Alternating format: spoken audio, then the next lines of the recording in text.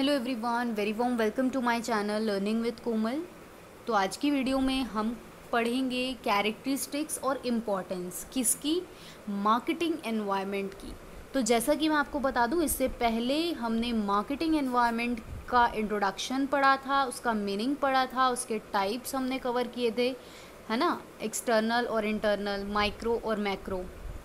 तो I hope आपने वो वाली वीडियो वॉच की होगी। अगर आपने नहीं करी है तो मेरी आपसे एक हम्बल रिक्वेस्ट रहेगी, आप चैनल के प्लेलिस्ट सेक्शन को ज़रूर चेक करें। वहाँ पे आपको मार्केटिंग मैनेजमेंट की एक सेपरेट प्लेलिस्ट मिलेगी, जहाँ से आप टॉपिक वाइज अकॉर्डिंगली स्टडी कर सकते हैं। चैनल को अभी तक आपने सब्सक्राइब नहीं किया है तो मेरी आपसे एक हम्बल रिक्वेस्ट रहेगी दूसरी, कि प्लीज़ चैनल को सब्सक्राइब कर लें, बेल आइकन को ज़रूर प्रेस कर लें, क्योंकि ऐसी ही वीडियोस हम अपने चैनल पर लाते हैं जो आपके लिए काफ़ी ज़्यादा हेल्पफुल होती हैं, स्पेशली इन एग्ज़ाम्स टाइम। और वीडियो को प्लीज़ अपने क्लास ग्रुप में ज़रूर शेयर करें, लाइक करें। चलिए फिर स्टार्ट करते हैं बिना टाइम वेस्ट किए। तो जैसा कि आप स्क्रीन पे देख रहे हैं, कैरेक्टरिस्टिक्स ऑफ मार्केटिंग एनवायरनमेंट। तो सबसे पहले हम स्टडी करेंगे इसकी विशेषताओं की, कि क्या फीचर्स होते हैं। तो नंबर 1 जो कैरेक्टरिस्टिक है वो है डायनेमिक एनवायरनमेंट। तो एनवायरनमेंट मार्केटिंग मैनेजमेंट का in every organisation is dynamic. तो सभी जितने भी ऑर्गेनाइजेशन होते हैं उनका जो मार्केटिंग मैनेजमेंट का एनवायरनमेंट होता है ना, वो क्या होता है, डायनामिक होता है। यानी कि वो चेंजिंग एनवायरनमेंट होता है, जिसमें लगातार बदलाव आते ही रहते हैं। तो चेंजेस यूजुअली आकर in its factors at different times. तो ऑब्वियसली चेंजेस होते रहते हैं, लगातार होते रहते हैं और अलग अलग टाइम पर होते रहते हैं, डिफरेंट टाइम्स पर होते रहते हैं। तो every marketer has to work in this environment. तो जितने भी हमारे मार्केटर्स होते हैं उन सभी को इन एनवायरनमेंट में वर्क करना होता है। तो सबसे पहली जो विशेषता थी वो थी हमारी डायनेमिक एनवायरनमेंट की, कि जो मार्केटिंग एनवायरनमेंट होता है वो डायनामिक होता है, चेंज होता रहता है। दूसरा, हम जानते ही हैं कि 2 टाइप के हमारे एनवायरनमेंट होते हैं, इंटरनल और एक्सटर्नल। तो मार्केटिंग एनवायरनमेंट 2 फैक्टर से मिलकर बना है, जो कि है इंटरनल और एक्सटर्नल फैक्टर। तो marketing manager can have control on internal environment, but to have control on external environment is difficult. कि मार्केटिंग मैनेजर जो है वो इंटरनल एनवायरनमेंट पे तो कंट्रोल कर सकता है, लेकिन एक्सटर्नल एनवायरनमेंट पे कंट्रोल करना उसके लिए डिफ़िकल्ट होता है, मुश्किल होता है। तो इस प्रकार a marketer has to change himself according to these factors. तो इसीलिए मार्केटर को इन फैक्टर के अकॉर्डिंग खुद को चेंज करना पड़ता है। तो ये थी हमारी दूसरी विशेषता, जो कि थी इंटरनल और एक्सटर्नल एनवायरनमेंट की। Now let's talk about the third characteristics, that is interdependent component. तो अब इंटरडिपेंडेंट कंपोनेंट का क्या मतलब है, कि जो मेन फीचर है मार्केटिंग एनवायरनमेंट का वो क्या है, कि that all it's factor affect one another mutually. कि इसके जितने भी फैक्टर्स हैं ना वो एक दूसरे को अफेक्ट करते हैं। जैसे कि एग्जाम्पल, इकोनॉमिक फैक्टर जो है वो सोशल फैक्टर को अफेक्ट करता है, साथ ही साथ पॉलिटिकल फैक्टर जो है वो टेक्निकल फैक्टर्स को अफेक्ट करता है। तो बेसिकली जितने भी फैक्टर्स इसमें होते हैं ना वो सब एक दूसरे को जो है अफेक्ट करते ही हैं। तो ये थी हमारी थर्ड, जो कि थी इंटरडिपेंडेंट। इंटरडिपेंडेंट क्यों बोला गया, क्योंकि ये एक दूसरे पर निर्भरता है इनकी, दैट्स वाई। इसके बाद फोर्थ हमारा कैरेक्टरिस्टिक आता है, जो कि आता है ब्रॉड मार्केट। तो ब्रॉड मार्केट का क्या मतलब है, कि environment of marketing management is broad market. कि मार्केटिंग मैनेजमेंट का जो भी हमारा वातावरण होता है, यानी कि एनवायरनमेंट होता है ना, वो ब्रॉड होता है, यानी कि बहुत बड़ा होता है।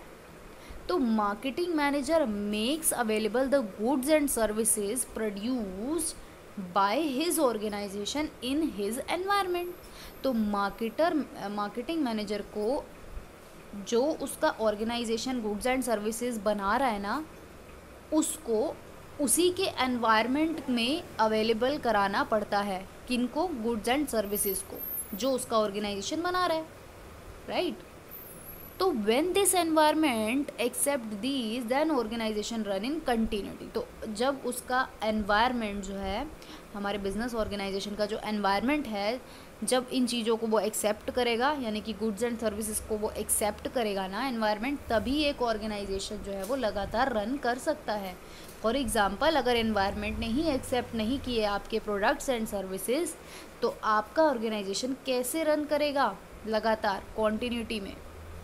तो इसीलिए ब्रॉड मार्केट बोला गया है कि आपको ब्रॉड मार्केट है, यानी कि बड़ा मार्केट है, तो आपको सब जगह अपने गुड्स एंड सर्विसेज को अवेलेबल भी कराना होगा। चैलेंजेस एंड प्रॉब्लम्स की बात करें तो बेसिकली फोर्थ जो हमारी कैरेक्टरिस्टिक थी वो थी कि ब्रॉड मार्केट होता है, यानी कि एनवायरनमेंट जो है वो एक ब्रॉड मार्केट है। ओके, उसके बाद फिफ्थ हमारी कैरेक्टरिस्टिक है चैलेंजेस एंड प्रॉब्लम्स। तो every marketing manager has to face various challenges and problems for the achievement of his marketing objective। कि जितने भी मार्केटिंग मैनेजर होते हैं ना, उनको चैलेंजेस और प्रॉब्लम्स को फेस करना पड़ता है, क्योंकि उनको अपने मार्केटिंग ऑब्जेक्टिव को अचीव करना है। तो किसी भी काम को अचीव करने के लिए आपको प्रॉब्लम्स का सामना तो करना ही पड़ेगा, चैलेंजेस का सामना करना ही पड़ेगा, जो कि मार्केटिंग मैनेजर करते हैं।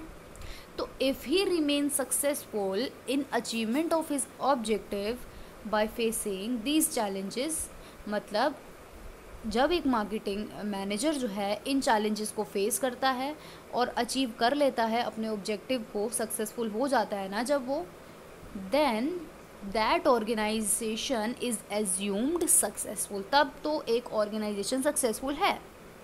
लेकिन ऐसा अगर नहीं होता तो फिर ऑर्गेनाइजेशन जो है वो क्या है, खतरे में है, एंडेंजर्ड है, यानी कि वो सर्वाइव नहीं कर पाएगा। तो ऑब्वियसली एनवायरनमेंट की ये फिफ्थ कैरेक्टरिस्टिक थी, जो कि थी कि इसमें चैलेंजेस भी होते हैं, इसमें प्रॉब्लम्स भी आती हैं।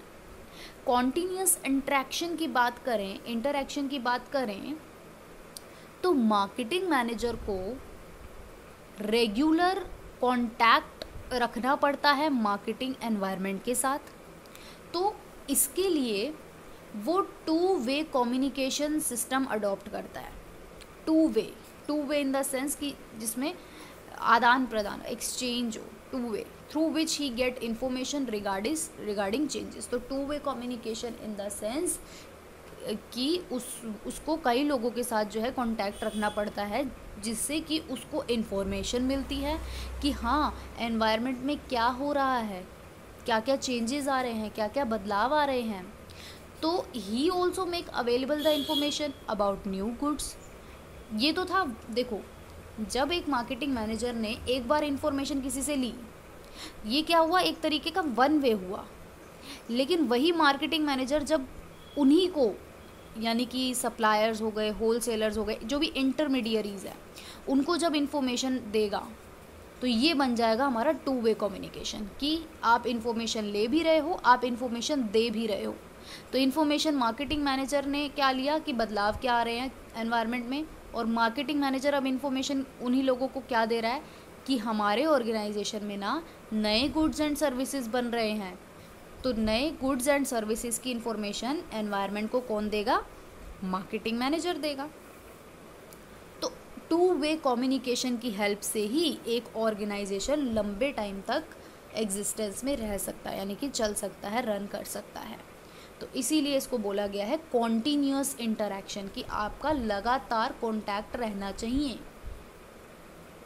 नेक्स्ट आता है हमारा change according to changes. Obviously environment जो है वो बदलाव जब आते हैं तो चेंज होता ही होता है। तो environment is the combined result of effect of various factors, कि जितने भी जो भी हमारे फैक्टर्स होते हैं, like social factor, political factors, है ना, जितने भी टाइप के हमारे फैक्टर्स होते हैं ना, तो इन सब का एक इफ़ेक्ट जो होता है ना, वो क्या निकल कर के आता है, हमारा एनवायरनमेंट। ठीक है, तो regular changes occur in these factor, हम जानते हैं कि इन फैक्टर्स में लगातार चेंजेस आते रहते हैं।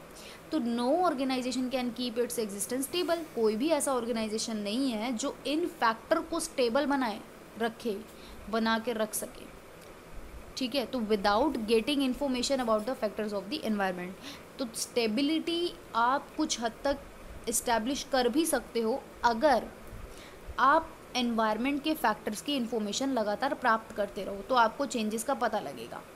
चेंजेस का पता लगेगा तो आप भी उसके अकॉर्डिंग चेंज होगे, यानी कि आप भी अपने बिजनेस को उसके अकॉर्डिंग चेंज करोगे। यानी कि एक मार्केटिंग मैनेजर जो है उसको चेंजेस करने पड़ते हैं अपनी स्ट्रैटेजीज़ में, अपनी पॉलिसीज़ में, अपने ऑपरेशंस में।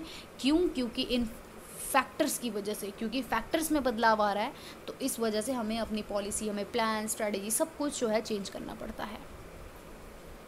फिर आती है हमारी characteristic geographical limit. Geographical limit का क्या मतलब है कि external environment of every marketing management has a geographical limit, कि जो हमारा एक्सटर्नल एनवायरनमेंट है सभी मार्केटिंग मैनेजमेंट का, उसकी एक ना जियोग्राफिकल लिमिट होती है।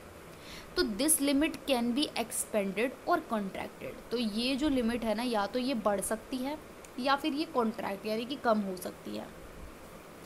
तो वो किस पे डिपेंड करता है? मार्केटिंग मैनेजमेंट के फंक्शनल एरिया पे, कि मार्केटिंग मैनेजमेंट कौन से एरिया में फंक्शन यानी कि कार्य कर रहा है। तो जहाँ देखो, कई न्यू जगह पे अगर मार्केटिंग मैनेजमेंट में वर्क किया, अपना फंक्शन किया, तो ऑब्वियसली लिमिट बढ़ेगी, एक्सपैंड होगी, है ना। For example in the sense कि आपके प्रोडक्ट आज के टाइम में सिर्फ और सिर्फ इंडिया में जो है सेल आउट हो रहे हैं, सोल्ड हो रहे हैं, है ना।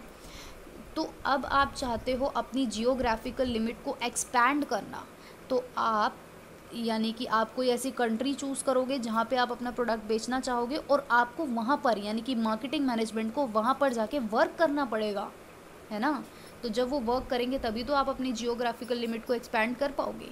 और वही कॉन्ट्रैक्ट तो कोई ही करना चाहता होगा, तो मैंने आपको बता दिया कॉन्ट्रैक्ट इन द सेंस कि आप कम करना चाहते हो तो कम भी कर सकते हो। लॉन्ग टर्म इम्पैक्ट की बात करें तो marketing environment has long term impact on business.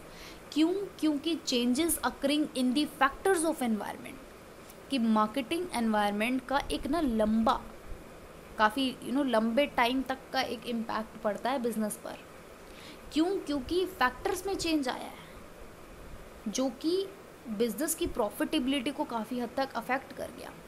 तो इसीलिए यहाँ पे बोला गया है कि एनवायरनमेंट का प्रभाव लॉन्ग टर्म होता है। अब हम बात करेंगे क्या इम्पोर्टेंस है मार्केटिंग एनवायरनमेंट की। तो मॉडर्न टाइम में मार्केटिंग एनवायरनमेंट की इम्पोर्टेंस जो है वो ज़्यादा मोर डायनेमिक एंड कॉम्प्लेक्स हो गई है डे बाय डे। तो सक्सेसफुल मैनेजमेंट के लिए इम्प्लीमेंटेशन, मार्केटिंग एक्टिविटी का इम्प्लीमेंटेशन बहुत ज़रूरी हो गया है। इसकी स्टडी करना बहुत ज़रूरी हो गया है। किसकी? मार्केटिंग एनवायरनमेंट की। इसका एनालिसिस करना बहुत ज़रूरी हो गया है। तो अब हम बात करेंगे इसकी इम्पॉर्टेंस की। तो नंबर 1 आता है knowledge of complexity and changing environment. तो ये इसकी नंबर 1 इम्पॉर्टेंस है, जो कि है knowledge of complexity and changing environment. तो ये हमसे क्या बोलता है कि एनवायरनमेंट की जो कम्प्लेक्सिटीज़ है उससे हमारा क्या मतलब है, कि ऐसे फैक्टर जो कि बिजनेस को प्रभावित करते हैं, these factor affect the business in different ways, अलग अलग तरीक़ों से प्रभावित करते हैं।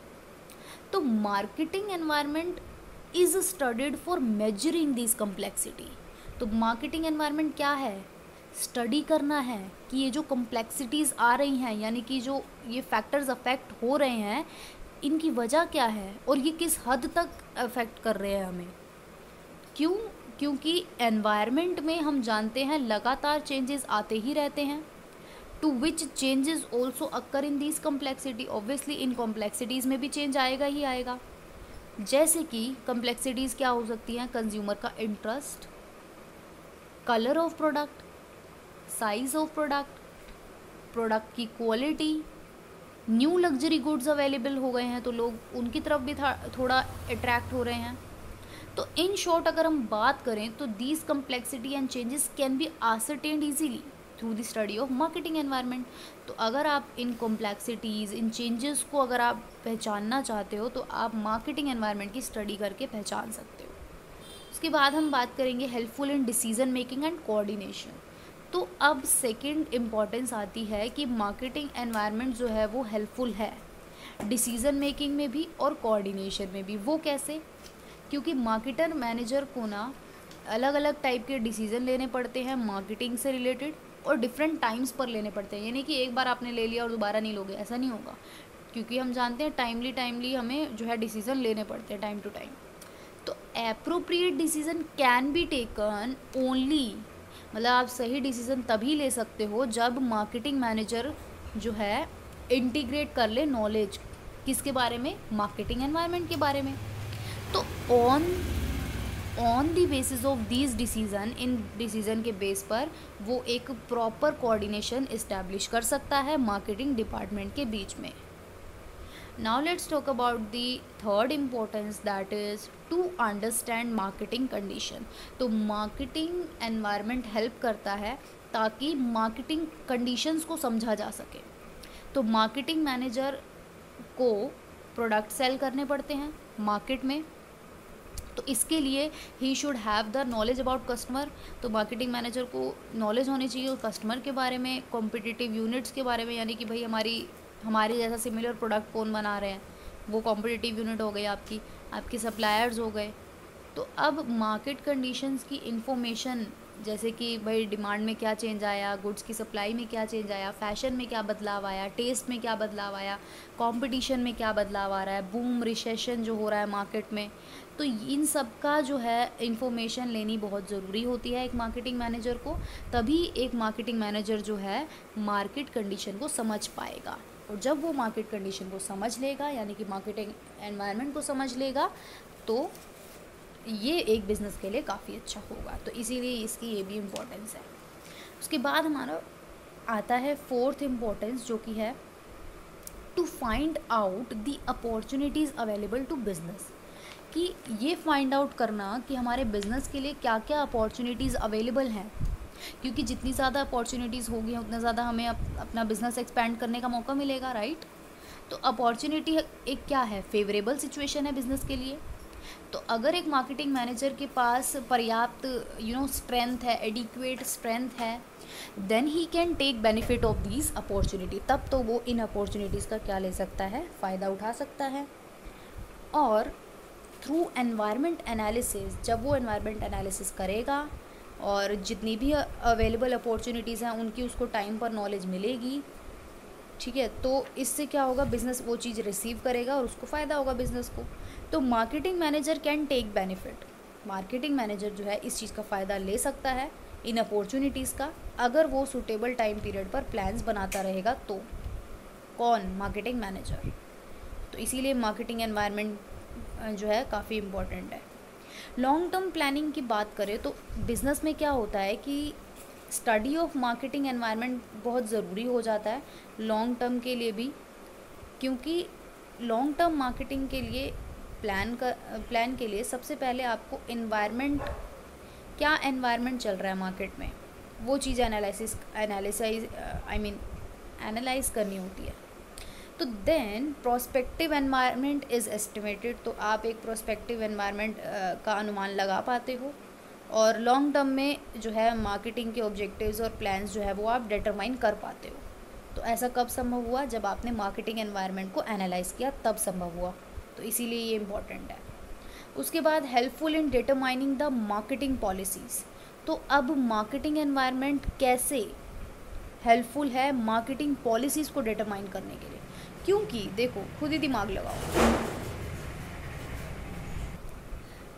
जब आप मार्केटिंग एनवायरनमेंट की स्टडी करोगे, है ना, जब आप मार्केटिंग एनवायरनमेंट की स्टडी करोगे तो आप देखोगे कि एनवायरनमेंट में क्या क्या बदलाव आ रहे हैं, तो उसके अकॉर्डिंग ही तो आप अपना प्लान बनाओगे ना, उसी के अकॉर्डिंग आप अपनी पॉलिसीज़ बनाओगे ना, चेंज लाओगे ना अपनी पॉलिसीज़ में। तो इसीलिए मार्केटिंग पॉलिसीज़ में ये हेल्पफुल है डिटरमाइन करने में। कौन, मार्केटिंग एनवायरनमेंट की स्टडी करना। तो मार्केटिंग मैनेजर को पॉलिसीज़ बनानी चाहिए, चेंजेस के बेसिस पर बनानी चाहिए कि क्या क्या बदलाव आ रहे हैं एनवायरनमेंट में, और टाइमली उनको इम्प्लीमेंट भी करना है, उन पॉलिसीज़ को, उन स्ट्रैटेजीज़ को इम्प्लीमेंट भी करना है, तभी जो है एक बिज़नेस सक्सेसफुल हो पाएगा। तो इस बात पर जो है सक्सेस डिपेंड करती है कि कितना फास्ट आप चेंजेस को पकड़ते हो और उस पर काम करते हो और पॉलिसीज़ और स्ट्रैटेजी बनाते हो और उनको इम्प्लीमेंट भी करते हो। फिर आता है हमारा साइंटिफिक एंड इंडस्ट्रियल एडवांसमेंट। तो इसका क्या मतलब हुआ कि अब जो प्रेजेंट एज है ये क्या है, टेक्निकल चेंजेस का दौर है, चल रहा है कि लगातार टेक्निकल बदलाव आ रहे हैं, टेक्निकल चेंजेस आ रहे हैं, तो business should have complete knowledge. Business को पूरी तरीके से इस चीज़ की नॉलेज होनी चाहिए, नई नई टेक्निक्स, नए नए डिज़ाइंस, नए नए प्रोडक्ट्स की, तभी तो वो एक अच्छी तरीके से इफ़ेक्टिवली फंक्शन यानी कि कार्य कर पाएगा, है ना। फिर आता है हमारा helpful in providing information regarding threats. तो अब मार्केटिंग एनवायरनमेंट कैसे हेल्पफुल है थ्रेट्स के बारे में इंफॉर्मेशन प्रोवाइड करने के लिए। तो हम जानते हैं कि थ्रेट्स का क्या मतलब है, बुरी यानी कि एडवर्स सिचुएशंस, बुरी सिचुएशन एक तरीके से, जो कि बिज़नेस के रिस्क को बढ़ा सकती है। और ये जो है रिस्क किस वजह से हो सकता है, टेक्निकल चेंजेस की वजह से भी हो सकता है, कंपटीशन बढ़ गया उस वजह से भी हो सकता है, फैशन में बदलाव आ गया उस वजह से भी हो सकता है, इकोनॉमिक चेंज आ गया, या फिर रॉ मटेरियल की कमी हो गई। तो अब नॉलेज, इस चीज़ की नॉलेज होना मार्केटिंग एनवायरनमेंट की बहुत ज़रूरी है। जब आपको टाइमली इन चीज़ों का पता लग जाएगा तो आप टाइमली उस चीज़ को सॉल्व करने की कोशिश भी करोगे। यानी कि जो प्रॉब्लम आएगी, तो अगर आपने उसको समय रहते भाप लिया, एक बिज़नेस ने, एक मार्केटिंग मैनेजर ने, तो वो उस पर वर्क करेगा, उसका सॉल्यूशन जल्दी निकाल लेगा, और जिससे कि हमारा बिज़नेस बच जाएगा, है ना। तो थ्रेट्स आते हैं, चैलेंजेस आते हैं, अगर आपको टाइमली इन्फॉर्मेशन मिलेगी तो आप जल्द से जल्द इसका जो है तोड़ निकाल के अपने बिज़नेस को बचा लोगे। फिर आता है helpful in facing the competition, कि अब मार्केटिंग एनवायरनमेंट कैसे हेल्पफुल है कंपटीशन फेस करने में। तो ऑब्वियसली सिंपल सा पॉइंट है कि जब आप एनवायरनमेंट की स्टडी कर रहे हो, तो ऑब्वियसली एनवायरनमेंट में आपकी कॉम्पिटिटिव फर्म्स भी आएंगी जो आपकी जैसा ही सिमिलर प्रोडक्ट यानी कि गुड्स एंड सर्विसेज प्रोड्यूस कर रही हैं। तो जब आप एनवायरनमेंट की स्टडी कर लेते हो, इन द सेंस कि आपने कॉम्पिटिटिव फर्म्स की भी स्टडी कर ली, तो जब आपने उनकी कर ली तो आपको पता लग जाएगा कि हाँ भाई, आपकी कॉम्पिटिशन जो कॉम्पिटिटिव यूनिट है, जो आपका कॉम्पिटिशन वाला फर्म है, वो क्या काम कर रहा है। तो उसके अकॉर्डिंग जो है आप अपना जो है देख सकते हो, मार्केटिंग मैनेजर उसके अकॉर्डिंग वर्क कर सकता है कि हाँ भाई, अगर ये नई टेक्निक का इस्तेमाल कर रहा है तो हमें भी नई टेक्निक लानी पड़ेगी, नहीं तो इनका प्रोडक्ट बिकेगा और हमारा नहीं बिकेगा, है ना। फिर आता है information regarding new challenges and problems. तो ये भी मुझे लगता है बताने की ज़रूरत नहीं है कि अगर आप एनवायरनमेंट की स्टडी करते हो तो नए नए चैलेंजेस और नए नए प्रॉब्लम्स की जानकारी आपको मिलती है एनवायरनमेंट के थ्रू, एनवायरनमेंट एनालिसिस के थ्रू, स्टडी के थ्रू, जिससे कि आप अपने बिज़नेस को इन प्रॉब्लम्स और इन चैलेंजेस से क्या कर सकते हो, बचा सकते हो। अब वो चैलेंजेस और प्रॉब्लम्स क्या हो सकती है, जैसे कि प्रोडक्शन कॉस्ट आपकी बढ़ गई, प्रोडक्टिविटी में कमी आ गई, है ना, चेंजेस अक्कर हुए, फास्ट स्पीड में हुए, ये सब क्या है, प्रॉब्लम्स हैं। न्यू इंडस्ट्रियलाइजेशन हो गया, कॉम्प्लेक्सिटीज़ आ गई ह्यूमन बिहेवियर को अंडरस्टैंड करने में। तो काफ़ी सारी प्रॉब्लम्स और चैलेंजेस फेस करने पड़ते हैं अगर आप एनवायरनमेंट की स्टडी करोगे, इंटरनल की भी एक्सटर्नल की भी, देन आप जो है अपने बिज़नेस को सक्सेसफुल बना पाओगे। आई होप गाइज आज की वीडियो आपके लिए काफ़ी ज़्यादा हेल्पफुल रहेगी। वीडियो को लाइक करें, शेयर करें, कमेंट करें। Thank you so much.